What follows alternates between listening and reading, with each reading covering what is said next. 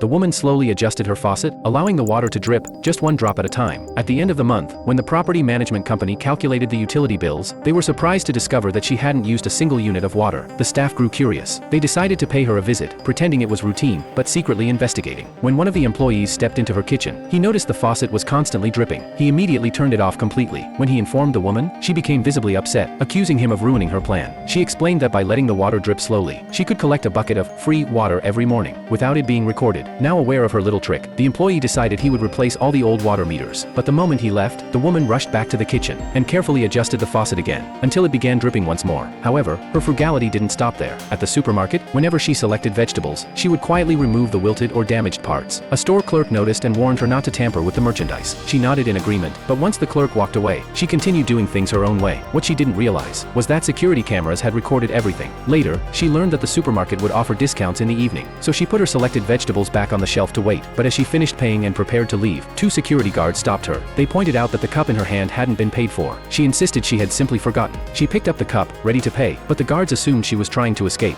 and escorted her to the security office. No matter how she explained, the guards were already suspicious because of her earlier behavior. In order to leave, she agreed to return the cup to its original place, but in her panic, she had forgotten where she had picked it up. Feeling helpless, she called her property management company for assistance. When the staff arrived and understood the situation, they told her she could leave, and stayed behind to handle the rest. However, the security guards were still reluctant to let her go. To clear her name completely, the property company requested the surveillance footage. In the end, the video confirmed that she truly had forgotten to pay. But the incident made her realize something important. It was her constant attempts to take small advantages that made others question her honesty. She hadn't stolen anything, but she had slowly lost something far more valuable: trust.